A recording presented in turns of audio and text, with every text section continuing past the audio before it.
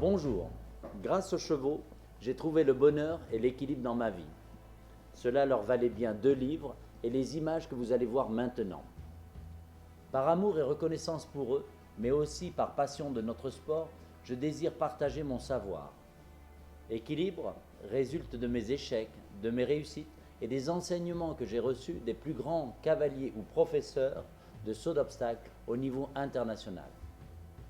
Depuis 1976, je monte, j'observe, j'écoute, je lis, je visionne et je participe à des stages afin de percer les secrets des grands cavaliers et les assembler en une seule méthode.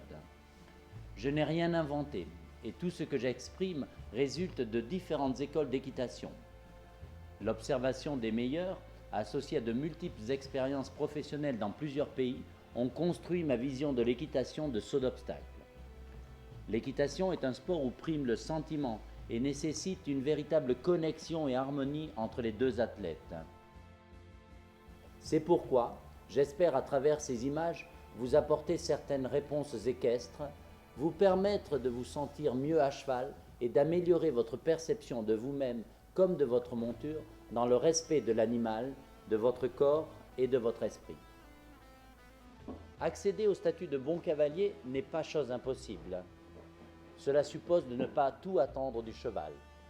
Il vous faut rechercher les meilleures conditions physiques et psychologiques pour obtenir de lui le maximum. Dans ce but, il n'est pas rare de voir les plus prestigieux cavaliers monter sans étrier pour améliorer leur assiette, pratiquer d'autres sports pour s'assouplir physiquement, accepter des conseils d'autres cavaliers pour s'ouvrir à de nouvelles techniques, suivre des cours de sophrologie ou découvrir d'autres pratiques pour améliorer leur mental.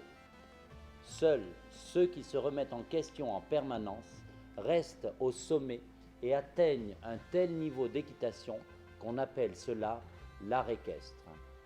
Mais cet art n'est pas réservé à l'élite.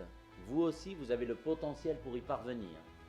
Je vous souhaite à tous un agréable moment et j'espère qu'Équilibre vous invitera à avoir une approche différente et plus sensible aux chevaux et à l'équitation.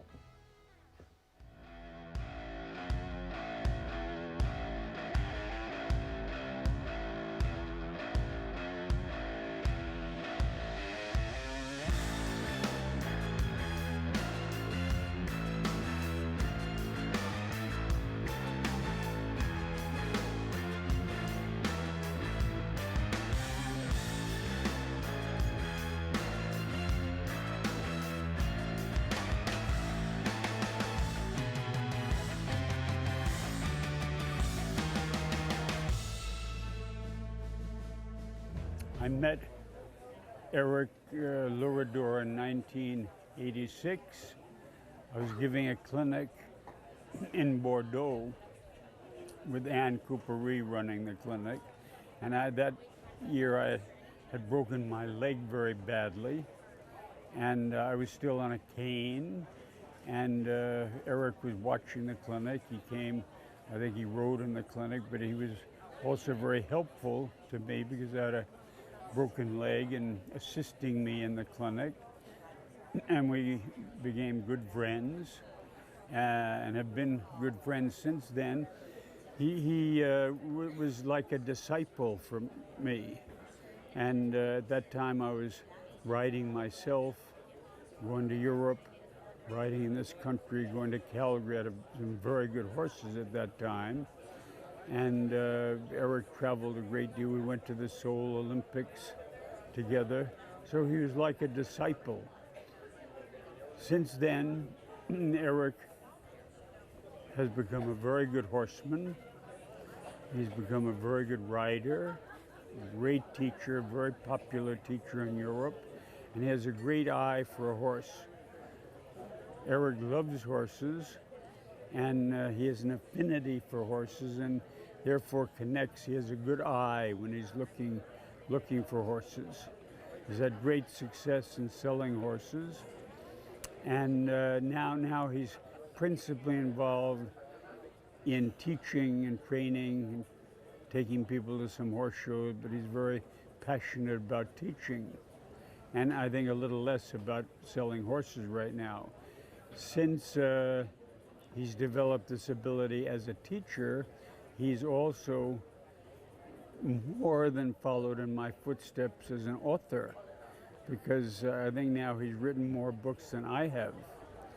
And his books are very comprehensive. He is very, very flexible about appreciating many great riders at the top, though their systems be very different. And that is very interesting for readers, because they see Ludger Beerbaum versus Joost Lansing versus Eric Lamaze versus B.Z. Madden. He appreciates the excellence of each, though their systems are very different. And this is very interesting for young people, young readers, to read that. And now he's going to transfer that into a DVD. So I've enjoyed his books. I get a lot out of reading his books, and I will also be very anxious to see his DVD.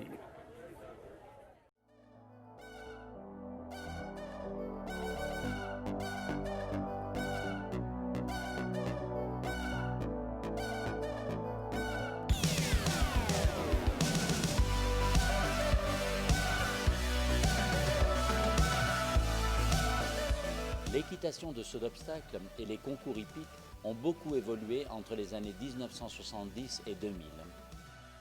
Comme on peut le voir sur ces images, dans les années 70, les obstacles étaient espacés, massifs, avec des barres très lourdes, et ils étaient souvent conçus avec des éléments naturels, tels des haies, des talus, des buttes.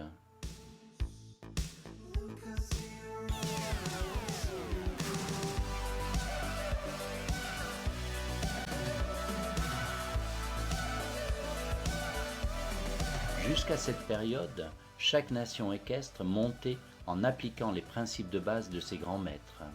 On pouvait noter chez chacun certaines subtiles différences. Les Français montaient avec des mains soutenues. Les Italiens, eux, avec des mains basses.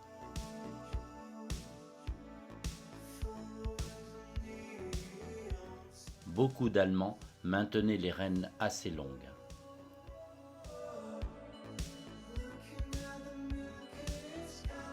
Le Brésilien Nelson Pessoa n'a pas hésité à traverser l'Atlantique pour s'inspirer des Européens et faire valoir son talent. L'école américaine, beaucoup plus récente, mixait une partie de l'école française et une méthode moderne, quelque peu révolutionnaire, sous la houlette du grand maître Bertalan de Néméthine. Cet homme a prôné une grande fluidité dans la monte, une réelle recherche d'esthétisme et un dressage des chevaux véritablement adapté aux obstacles.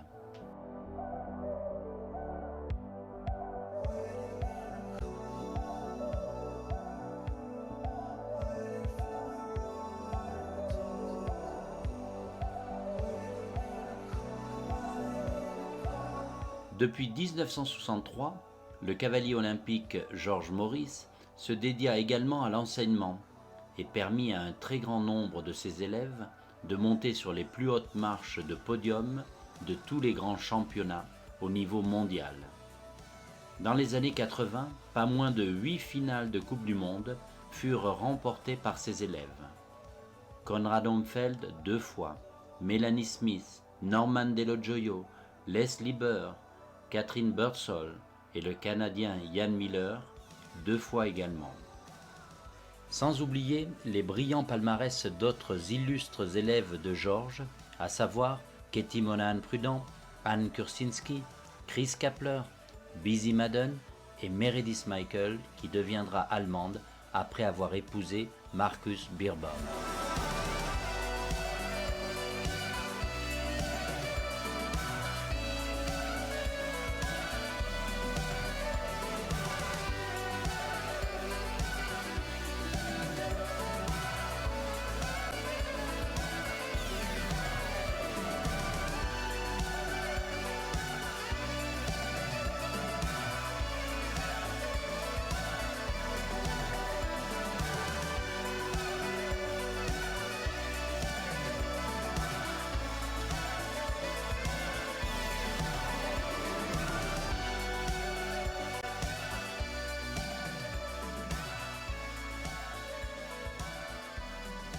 Grâce aux méthodes d'enseignement des 2 grands maîtres, Denemetti et George Morris, l'équipe américaine devint redoutablement performante. Lors des Jeux olympiques de Los Angeles, en 1984, elle remporta la médaille d'or par équipe, mais aussi l'or et l'argent en individuel, grâce à Joe Fargis et sa petite jument Touch of Class, et Conrad Homfeld avec l'étalon Abdullah. Fort de tous ces résultats, les cavaliers américains inspirèrent un grand nombre de cavaliers. Les méthodes de chaque nation ont alors commencé à se transformer et à évoluer en concentrant l'ensemble des avantages de chacune d'elles pour arriver à une équitation contemporaine d'influence internationale et plus adaptée aux compétitions d'aujourd'hui. À l'époque, Nelson Pessoa n'a pas hésité à envoyer son fils Rodrigo monter aux États-Unis dans des épreuves de style afin de peaufiner sa position et l'usage de ses aides. Rodrigo est ensuite devenu, je pense, un précurseur et un superbe ambassadeur de l'équitation moderne, alliant fluidité et esthétisme à une équitation plus contrôlée. Tous les meilleurs cavaliers, d'horizons les plus divers, ont aujourd'hui un style d'équitation assez similaire. Ils montent léger en selle, très proche de celle-ci, afin d'être le plus efficace et rapide possible dans l'utilisation de leurs aides. Ils maintiennent un rapport main-jambe quasi permanent et parfaitement dosé. En raison de la succession rapide des obstacles et de leur légèreté, ils évitent de bouger. Ils sont fixes tout en restant souples. Il faut avoir un œil avisé pour percevoir l'utilisation de leurs aides. Le seul point qui les différencie légèrement est la position de leur buste. Elle est toujours en avant de la verticale, mais plus ou moins. Chacun optera pour la position qui lui convient le mieux selon son équilibre et pour conserver et respecter celui du cheval. Dans cette attitude, ils restent au-dessus de leurs pieds et stables avant, pendant et après les sauts. Ils abordent les obstacles en maintenant l'équilibre constant et une cadence régulière. N'est-il pas fantastique de voir ces cavaliers affronter d'imposants parcours en restant calmes et sûrs d'eux? Ils savent ce qu'ils font et ce qu'ils doivent faire. Le saut d'obstacle est un sport de l'instantané, avec des imprévus divers, mais aussi de l'anticipation. Ils restent en totale communion avec leur cheval malgré un rythme soutenu. On peut imaginer que tout cela est obtenu à force de sévérité et d'autorité. C'est une erreur. On ne peut pas dresser sans respecter l'intégrité morale et physique du cheval. Par un bon dosage et une juste méthode de travail, on doit être capable de renforcer ses points positifs pour le rendre encore plus performant. On doit améliorer ses côtés négatifs sans risquer de l'affaiblir psychologiquement ou physiquement. C'est l'idéal de la relation cavalier-cheval, la symbiose parfaite. Les parcours, depuis les années 80, n'ont cessé d'évoluer et de se sophistiquer. Aujourd'hui, comme vous pourrez le constater sur ce superbe parcours de Marcus Henning à Cannes, les chefs de piste et l'évolution de notre sport exigent des chevaux, en plus de la force et du sang, de la disponibilité, davantage de souplesse, de la réactivité, un grand respect des barres pour affronter des obstacles toujours plus délicats, aux formes et aux couleurs impressionnantes. Les barres sont plus courtes, plus légères et plus fines. Les fiches sont plates, favorisant certes la sécurité, mais aussi la chute des barres. Les obstacles sont plus proches, avec des contrats de foulée aux distances imposées et variables, plus ou moins longues, selon le degré d'exigence et de fair-play du constructeur. Sans oublier tous les éléments externes qui perturbent la concentration des chevaux et leur imposent un grand cœur. Les tentures, voitures d'exposition, panneaux publicitaires, écrans géants, personnel de piste habillé aux couleurs des sponsors, musique et speakers à la voix amplifiée.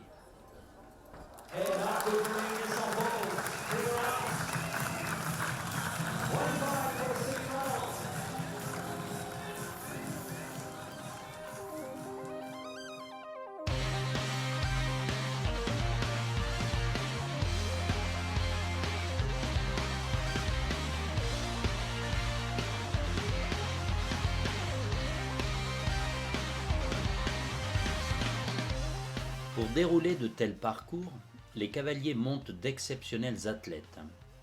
Les éleveurs ont donc dû, eux aussi, évoluer en cherchant à produire des chevaux plus adaptés aux compétitions modernes.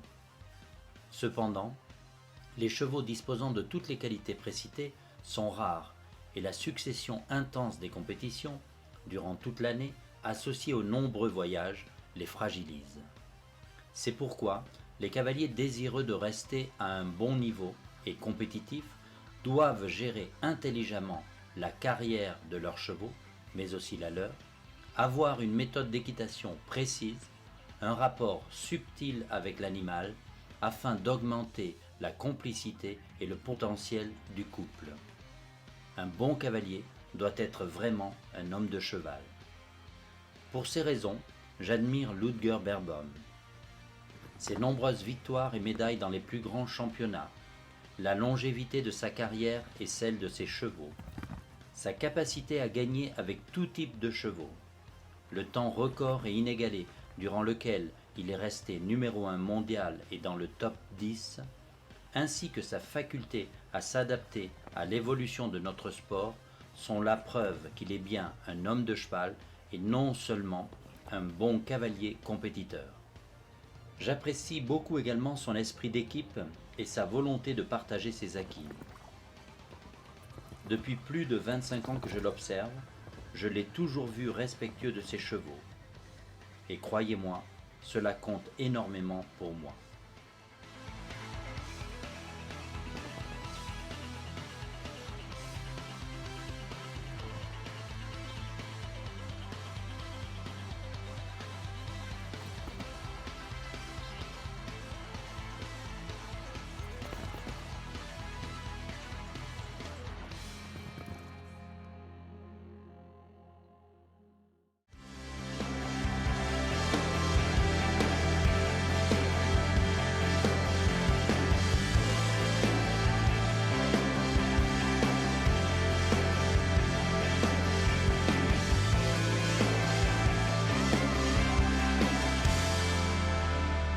Une des principales recherches de tout cavalier, que ce soit en dressage, en saut d'obstacle ou en complet, dans toutes les disciplines équestres, est l'équilibre.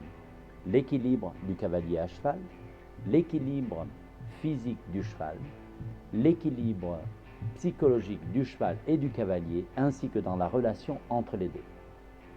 Pour arriver à cette osmose, il y a 3 points essentiels sur lesquels tout cavalier doit se pencher régulièrement et qu'il doit perfectionner. Le premier point, la position de base, car la bonne position favorise une communication optimale entre le cavalier et le cheval. Le deuxième point, la mise en selle, qui permet une totale souplesse mentale et physique afin que le cavalier obtienne une plus grande indépendance de ses aides. Enfin, le troisième point, la technique, qui correspond à l'ensemble des moyens dont dispose le cavalier pour atteindre efficacement un but. Ce sont les gammes du cavalier. Dans les prochains chapitres, nous allons donc développer ces 3 points. Tous ont une grande importance et aucun ne doit être négligé. Ils permettent au couple cheval-cavalier d'être en parfaite harmonie et de ne faire qu'un. Grâce à eux, vous obtiendrez l'équilibre, car rien n'est plus beau que de contempler un cheval superbement monté et bien éduqué, exécutant avec confiance, générosité, souplesse et légèreté des figures complexes de dressage ou un parcours d'obstacles difficiles.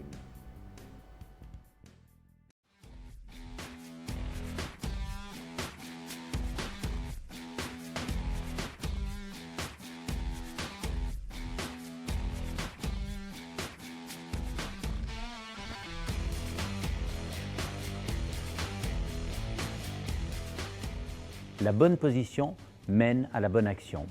Le juste positionnement de toutes les parties de notre corps nous permet de l'utiliser correctement et facilement et de le préserver. La position de base est celle que vous avez au pas, au trot et au galop, sur terrain plat et sur un cheval en équilibre. La bonne position permet d'accéder à l'indépendance et à la finesse des aides. Elle offre une réelle connexion avec le cheval dans le respect de son physique, lui permettant de répondre efficacement à nos actions ou nos demandes et de travailler correctement. Observez bien la discrétion et la sensibilité des aides de Daniel sur une position stable et contrôlée. Le bassin étant l'assise du cavalier, nous allons commencer par la position de celui-ci. Le bassin doit être placé en avant dans la selle, proche du pommeau, au-dessus de la zone la plus forte et porteuse du dos du cheval et au-dessus de son centre de gravité qui se trouve ici. Il est important de maintenir le bassin dans la juste orientation en étant assis sur les deux fesses et les deux ischions. Cela permet entre autres de maintenir le dos droit et fort. En le basculant vers l'avant, vous creusez machinalement les reins. Vous devenez rigide, ce qui est néfaste pour le cheval. S'il bascule vers l'arrière, le dos et les épaules sont ronds, la poitrine s'affaisse et la tête s'incline vers l'avant. Vous manquez ainsi de solidité et pesez lourdement sur le dos du cheval, provoquant alors une perte de liant et de fixité. Dans les deux cas, le bassin ne peut pas jouer son rôle d'amortisseur et de transmetteur entre la partie haute et basse de votre corps.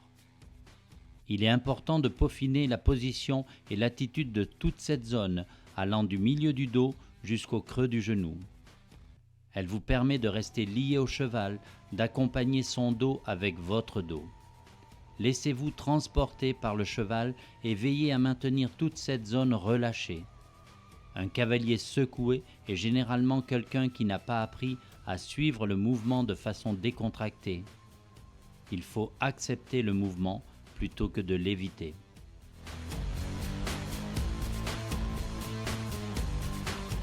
Les mollets reposent avec décontraction sur les flancs. Les étriers sont chaussés au premier tiers du pied. Cela permet aux chevilles d'être flexibles et de jouer leur rôle d'amortisseur. Trop à la pointe, vous risquez de diminuer votre stabilité, votre sécurité également, et de les perdre. Vous maintiendrez les muscles des mollets continuellement tendus et actifs et vous ne pourrez pas doser correctement l'action et la pression du bas de jambe. Trop chaussée, en revanche, la cheville perd sa flexibilité et limite son rôle d'amortisseur. Les talons doivent descendre naturellement. Les pointes de pied sont très légèrement pointées vers l'extérieur. Veillez tout de même à ne pas les tourner exagérément. Conservez là encore le même degré d'obliquité que vous avez naturellement en marchant. Tous ces points étant respectés, vous devez maintenir vos jambes au niveau de la sangle ou légèrement reculées. Les talons doivent être à la verticale de la pointe du coccyx. Cette ligne se poursuit jusqu'à la pointe des épaules. Vous êtes alors au-dessus de vos pieds. Grâce à cette bonne position, les jambes sont plus rapidement et efficacement perçues par le cheval. Cette position peut légèrement varier en fonction de chaque individu, de la forme et de la longueur de sa jambe, de muscles ronds ou longs. L'important est que le cavalier trouve son équilibre en restant au-dessus de ses pieds et qu'il puisse utiliser ses jambes à bon escient. Le visage est relaxé et votre tête est bien dégagée des épaules, comme si vous souhaitiez toucher un plafond imaginaire. Le dos doit toujours être bien droit. Imaginez que vous désirez créer de l'espace entre vos vertèbres. Les épaules sont descendues et relâchées. Les bras tombent le long du buste naturellement. Pensez qu'ils sont des guimauves et se plient avec souplesse au niveau des coudes. La rigidité dans cette zone a une grande incidence sur votre cheval.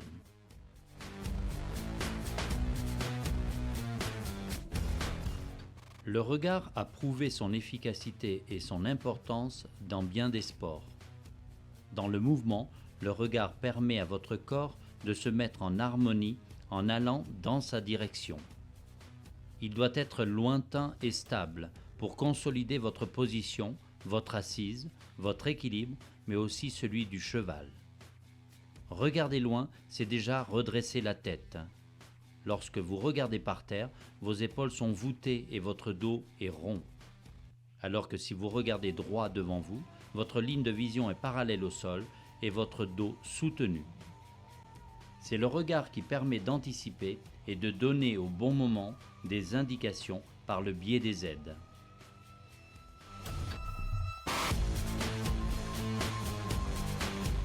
Les mains sont soutenues au-dessus et en avant du garrot en direction de la bouche du cheval. Positionné ainsi, le mors reste bien placé et les actions de main sont perçues au niveau des commissures. Sur des mains basses, en revanche, le mors se plaque contre la langue, nuisant à la bonne relation main-bouche, à la stabilité de la tête et de l'encolure, à l'équilibre physique et psychique du cheval. Quand les rênes sont ajustées, vous formez une ligne droite allant de la pointe du coude jusqu'au mors à travers votre avant-bras et votre main.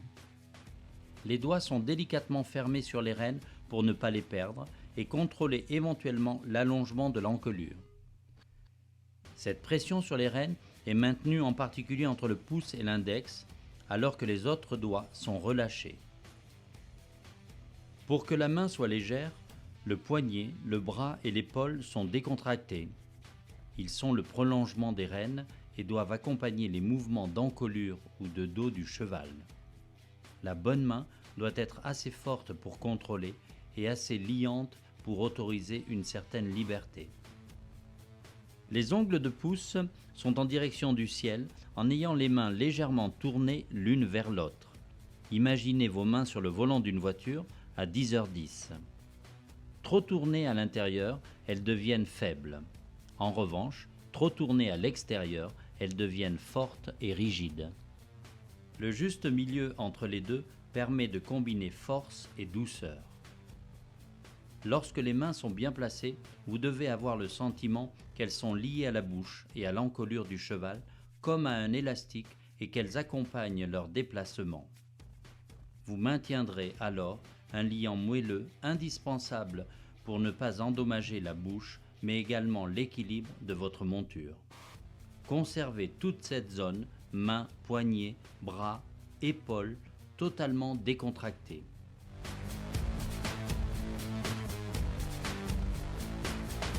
La position du buste varie en fonction de l'allure et de votre posture. Si vous êtes enlevé, en suspension ou assis. La variété de ces positions est à respecter pour accompagner les mouvements du cheval, préserver son dos et maintenir l'harmonie du couple. Au trop enlevé ou au galop en suspension, le buste est toujours incliné en avant de la verticale. Au pas, au trot ou au galop assis, il est généralement à la verticale. Il est certain que le cavalier expérimenté, au tact affiné, modifiera quelque peu l'inclinaison du buste en fonction de sa recherche, de l'équilibre, de l'âge, de l'état musculaire et du dressage du cheval. Suivant son physique, chacun optera pour l'inclinaison du buste qui lui permet de maintenir son équilibre et de rester en harmonie avec sa monture.